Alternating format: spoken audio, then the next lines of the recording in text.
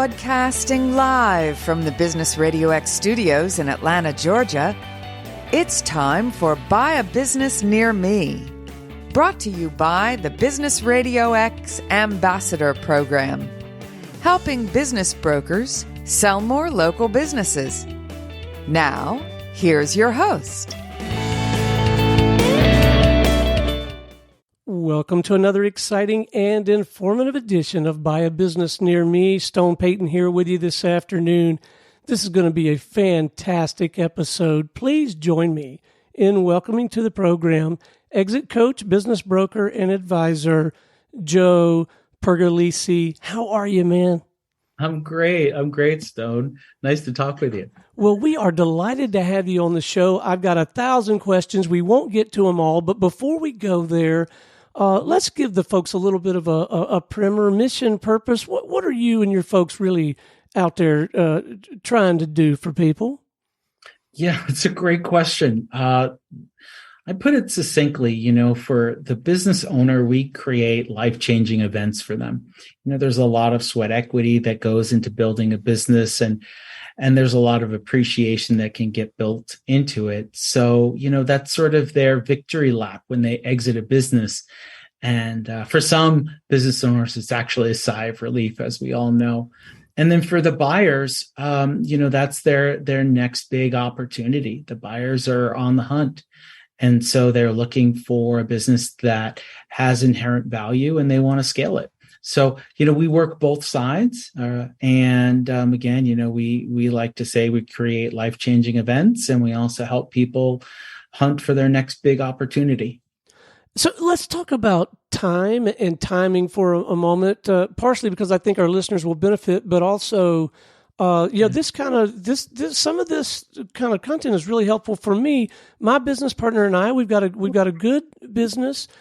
And, I don't think we're close to an exit, but when should a business owner or a set of partners be started trying to get their ducks in a row and be thinking about prepping for a productive exit? Yeah. To talk about, let's say, business partners first, it's important to be on the same page, right? Because people's timelines can be a little bit different. Someone might be close to retirement, or maybe somebody has plans for another venture. So, communication is everything. Sometimes your business partner is really like a second marriage. Yeah. And I think just sitting down and start to having the conversations and, keeping things open. What's your plan? Or when would you like for this to happen? And, do you want to stick around? And I'm thinking this. And sometimes, you have business partners that'll buy out other business partners. Mm. So I think, for the partnership, the first thing is to start having the conversations yesterday. And after you guys have come to some sort of agreement, then the clock is ticking. Right? Because what you start to see is some business owners are starting to make decisions a little bit differently. If they're planning, let's say, for their exit in a year or two. So maybe they're investing a little bit more money, maybe in initial biz dev, or maybe they're looking at their hiring plan or scaling back. So I think once it starts coming up in your mind, then it's the best time to start talking to somebody. Because again, one of the biggest things is we deal with is people who, we talk to and they're like, wow, I wish I spoke to you a year ago. I didn't realize there was so much to think about, or I would have done things differently. And there's no pressure. A good broker is all about a relationship. So a business owner should never feel like it's too soon, because it never is. Never is. There's a lot to it. Yeah. Well, no, as you were describing that process, I'm trying to envision Lee and I in the same room with a broker. And I wonder if sometimes, you mentioned like a second marriage, you almost have to put your therapist hat on, maybe sometimes as an advisor. Do you ever find that's the case? Oh, yeah, absolutely. There's a fine art to choosing the right words, to setting the stage, to making everybody feel comfortable about something that could be very personable to them. So absolutely, there's a finesse, and I think that gets lost. It's not really on the radar for a lot of business owners, but there are some ways where we're building trust independently and hoping to get everybody to feel candid about talking about what their plans are. So yeah, and in other situations too, what we might do is we might let's say talk to you first, Stone, and have a candid conversation with you, and then have a candid conversation with Lee, and then the three of us might get together. So that's common too. We've done that. Yeah, absolutely. It's a fine art. We tend to think that sometimes we're a CPA, sometimes we're a business coach, sometimes we are a therapist. Sometimes we're a confidant. The good brokers are really wearing multiple hats. Absolutely. So speak to this this idea. I think the right word is valuation, but figuring out what the true market value, practical market value of your business is, because I can anticipate that sometimes, this is our baby. We've worked on this thing for 18 plus years. I was telling you before we came on the air, and sometimes we may not have the realistic view. Can you just speak a little bit to Absolutely. the valuation process? Yeah, absolutely. So the way I've grown to learn about valuations is that there's actually, let's say, 3 valuations happening at the same time. And so to put this more into context, a business owner is selling for one of 3 reasons. They've come to the conclusion that they are burnt out, they're done. Time is very important to them. It's not so much the money. A lot of entrepreneurs are thinking about their next venture. And some entrepreneurs are just looking for their price. So sometimes it's burnout. Sometimes it's, on to the next venture, and sometimes they're just building their business till they get to the price.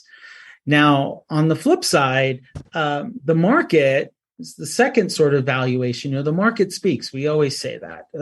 I could think what a business is worth. You could think what a business is worth. But at the end of the day, what are the buyers going to think? And this is an interesting predicament, because sometimes you are exactly the right thing that a company is looking for or a business owner is looking for, and they're evaluating build or buy. So they'll look at your business and they will actually potentially pay a little bit more of a premium. And then you have other buyers who are just discount shoppers. And they're going to look for every single way to, let's say, lower the valuation, or I should say, lower the value of your company. And again, not to toot a broker's horn, but we're always assessing, where is this buyer coming from? Who are they? So the buyer's going to have their own valuation, and then there's the business valuation. And what we look at is historicals, and what we also look at is what the scalable opportunities are, because that's the buyer speak. Buyers are always looking for how to build this business back up. And when we look at a business, we're always looking for what's the low-hanging fruit, what's the feasibility, what are the opportunities, how do we get the cream to come to the top? So we will look at what the average multiple is, let's say, on seller discretionary earnings. And seller discretionary earnings are the net revenue, bottom line of the business, plus all the, let's say, fringe benefits that the owner partakes in, the cell phone, the travel, the coffee. So those get added back into the bottom line, as well as the owner's salary. Okay, so seller discretionary earnings, comprised of net revenue, depreciation, fringe benefits, owner salary, and then we apply a multiple to it. And multiples can range depending on the type of business. You'll see, the multiples can range from someone who's desperate, wanting to get out. Maybe it's around 2x. It's a very good business. You could have 4x, 5x, 6, 7x on software companies. And, the other thing that's commonly overlooked, Stone, is the deal structure. So a lot of business owners don't necessarily understand that they're not going to get a check for their full price at close. And for some, that presents a problem. But if, let's say, I listed your business at $1 million, someone might come in and offer you 900,000, let's say, in cash, and 100,000 in seller financing. Other people might say, okay, your list price, Stone, is $1 million. How about I give you 600,000 cash? But I'm going to ask, and I'm going to actually give you, I'm going to ask for a $700,000 seller note. I'm going to give you 7%. I'm going to pay you over the course of 3 years or 2 years. So now your $1 million business valuation is actually getting $1.2 million because of the structure of the deal. And again, those are just loose numbers. Yeah. But there's just such a database of different deal structures that kind of can influence a purchase price. So again, to overview, there's your timeline, there are your reasons, there's the market, what they think, what they want. Then there's the actual financials in the business, the scalability. And then maybe the fourth thing is what the terms are. So yeah, it's a matrix. And a good broker should probably be able to go through this with somebody, over the course of 30 minutes, an hour. And yeah. But it's such a fascinating arena to me. I got to know the backstory, man. How did you end up in this line of work? Oh, thanks. I was a studio art major in college. And a small business opportunity came across my plate. It was a business I knew really well.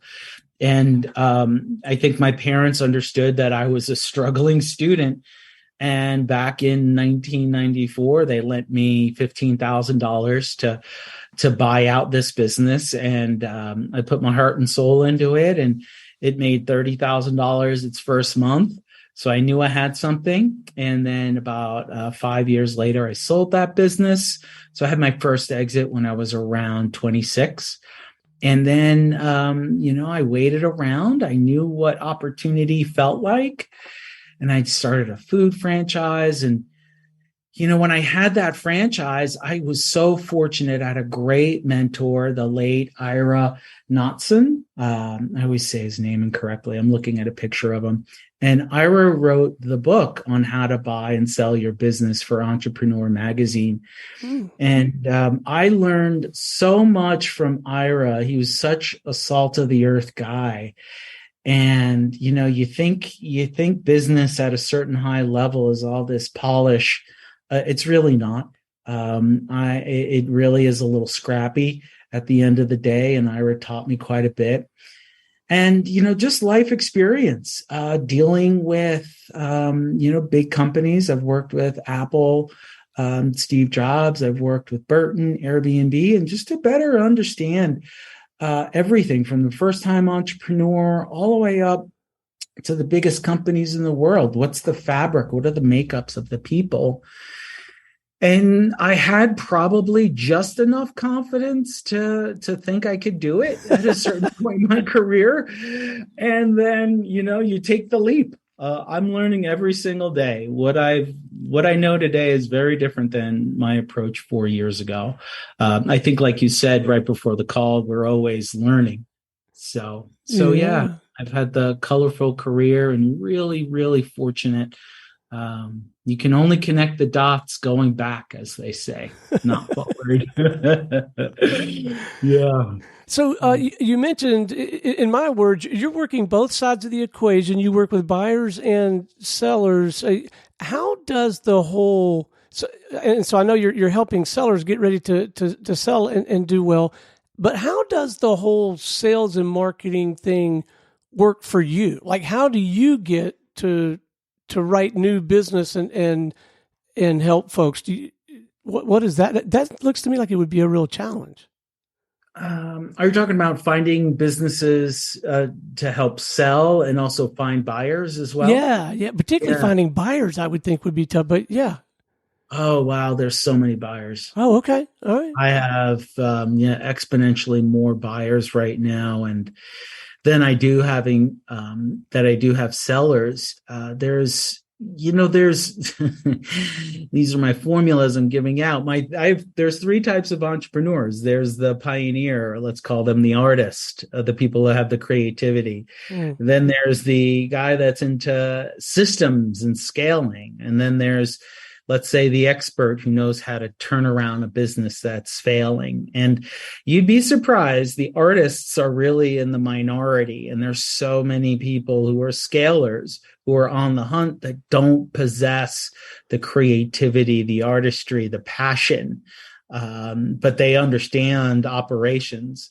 So we develop, our networks pretty easy, because anybody that inquires about a business that's a pass on a business, they're a buy on any number of businesses thereafter. So, if we get 100 leads, 100 buy leads on a deal, those are now 100 buyers that are now in my CRM. And every buyer, I deal with first-time entrepreneurs all the way up to private equity and family offices. And those people are really neat to talk to. They're buying and selling businesses all day long on their own. The hardest thing for a broker can be finding the sellers and cultivating those relationships. And, right. That's networking. The best form of networking that we find is referrals from our sellers and spending time with great people like you. Well, thank you for that. But what this is underscoring for me, and I mentioned this yesterday, we did an episode in this series. As I'm learning more and doing more interviews in this arena, I'm beginning to understand this world is far more relationship oriented, relationship dependent, relationship centric than I guess I originally had it framed up in my mind. In my mind, it was so transactional. And that's not the case at all, is it? Not at all. Not at all.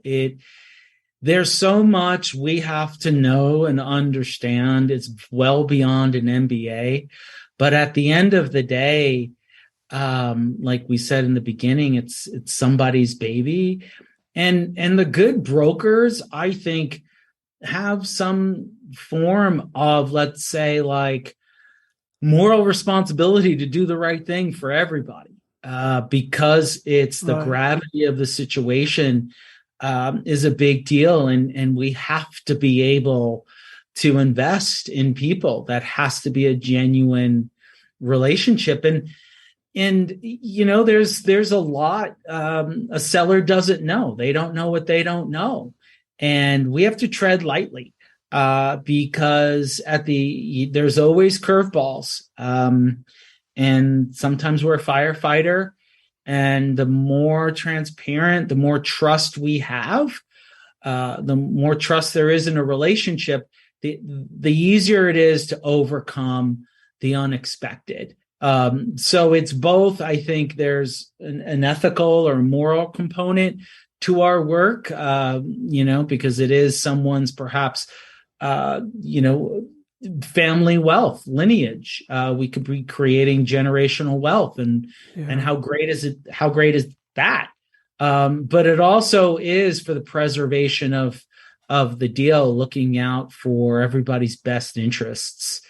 And it really counts to have a great rapport, in which is, I always feel like I'm selling against that, right? Because before I was in brokerage, I used to think brokers were put in the same category as a used car salesman. But, to your point, now I've realized I'm a therapist. I'm a psychologist. Now, don't a lot of sellers, and maybe I'm just projecting my own bias and preconceived notions, but don't some sellers really want to keep the fact that they're selling the business kind of on the down low? Like they don't Absolutely. Yeah, we see that every single day, Okay. which is great. It's best. It's so best to not play that hand if you don't have to, whether it's looking out for employee retention or, as I say, putting blood in the water. If you're a shark to your competitors, you want to be really strategic about that. And, to your first question, when should you start to look for selling your business? And I said, the sooner the better.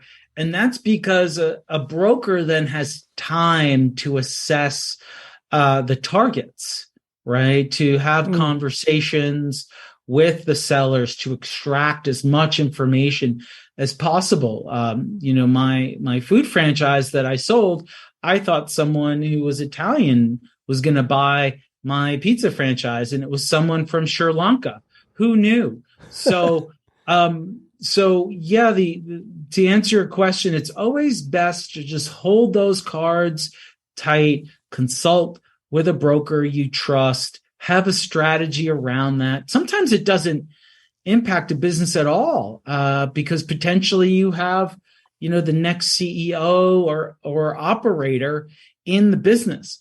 But it really helps if a good broker can sort of put out all the cards, put out all the scenarios, weigh them, put them in sequential order on how to approach, what to say, all those things. So hold the cards, start talking to a broker yesterday. Yeah. Okay, so let's talk about me some more. It's like one of my favorite topics. But no, Lee and I have talked about. We have studio partners, we call them. They're really our highest level of client. But we have several physical studios around the country, and we have presence in other markets. And one of the thoughts that Lee and I had was selling most or all of the business to that group of people. Almost like I don't know, is that like an internal sale? So is that something you would ever advise on? Is that still kind of the same path? You would still want to seek out a professional to guide us through that process, right? Yeah, absolutely. And I would say you have identified a really good, let's say, buyer network.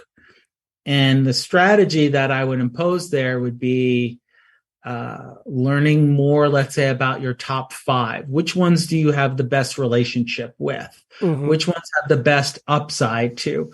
And, another thing that goes along with the valuation is, which transaction is going to give you the least amount of brain damage? Because something that a lot of sellers don't realize is there's a period of due diligence. And you might think that you signed an LOI, you're done. You're not. A good broker is going to assess a buyer and say, well, what are they going to be asking from Stone? What kind of financials? What kind of contracts? What kind of consulting contract are they going to really ask you for? What are their expectations? So there is really something to relationship with a buyer and assessment of who actually is going to close, because a buyer can back out at any point in time, unless once, of course, the APA is signed. So, that would be something that, we would do with you is take a step back, look at all the markets, identify some targets, and then, which ones have you had conversations with? Which one are you most friendly with? And by all means, we would still take you to market. And the only caveat I would say to that, though, is if the stars really aligned, where you had a really good buyer who you got along with, who's going to close, and you got a good, fair price, just be done. Don't go back to market for an additional, 5%, even 10%, just be done, because it's a roller coaster ride. And there is really something to say for eliminating brain damage. Yeah, did that answer your question? No, it absolutely did. Okay. All right. So before we wrap, let's, if we can, let's leave some pro tips, I guess you'd call them, for some buyers and sellers. I mean, the number one pro tip is reach out to Joe and his team and have a conversation with them, but just some things that they maybe can begin to think about. I don't know if it's a book they should read, if it's something that they should be talking about amongst themselves, but let's leave them with a few tips to kind of help them begin to think through this kind of thing. Yeah, great question. One of the things that we spend a lot of time as brokers on is evaluating your books. And it's really important to keep as clean as possible your books. Do not have your own business checking account. Have your own business credit card. If you can, negotiate some good contracts.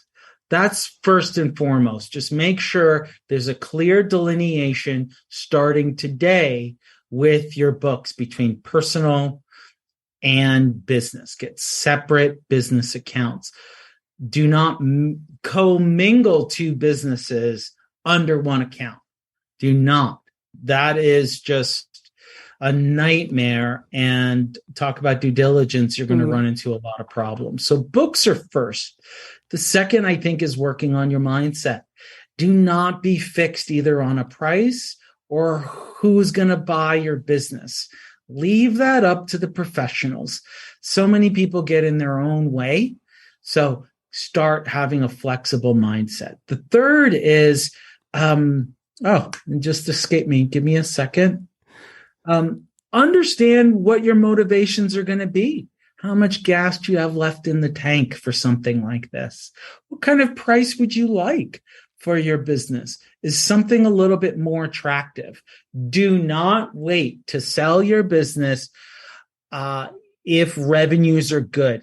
The moment your revenues start to drop, that is the absolute worst time to sell your business.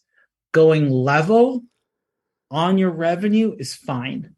But as soon as you start tailing off in your revenues, it could almost be too late. At that point, you could be potentially, quote unquote, a distressed asset. That's why it's so important. Talk to somebody tomorrow. Understand where your investments may or may not should go in your business.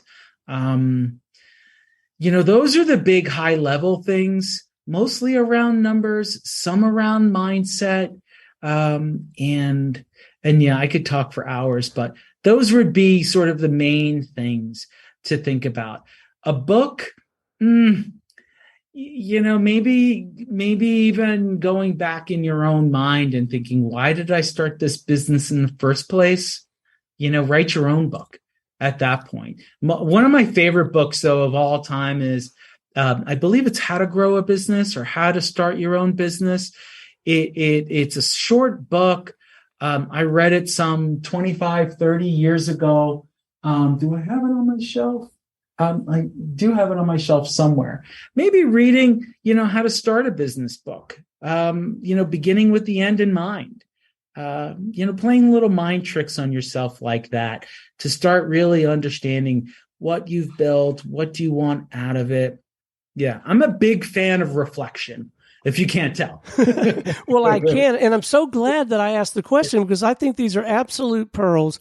And one of the things that you, I don't know about challenge my thinking, but certainly inform my thinking is apparently you can get a lot more creative with the deal structure than I anticipated as well. And back to that mindset, be open to different ways to structure that deal. 100%. I'd say it's 30 to 40% of what's involved on my end is the deal structure. And in my world, if I'm working with an adjacent buyer, somebody else who's, let's say, representing the buyer or seller, that's what we're talking about.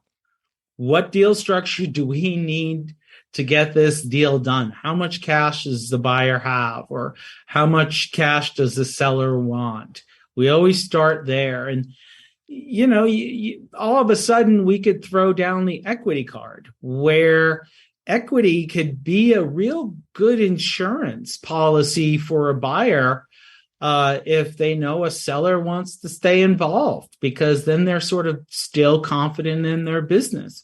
And a seller could be like, well, I can't get my full price, but I might be able to retain 25% equity, and I could have the option to sell the 25% at a higher price, higher valuation in 3 to 5 years, and still get a little, nice little chunk of change after a year. So, oh my gosh, the deal is in the terms. I say that cautiously, but I also say it from experience that the deal could be made in the terms.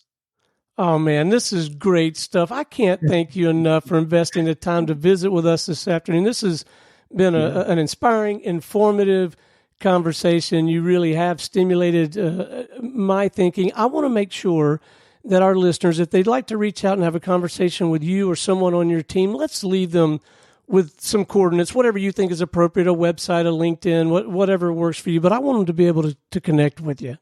Oh, yeah. And I would welcome anybody reaching out, whether you're planning selling your business yesterday or you want to start talking because you want an exit in 2 years, or just any general questions. Just please reach out to me. I love what I do every single day.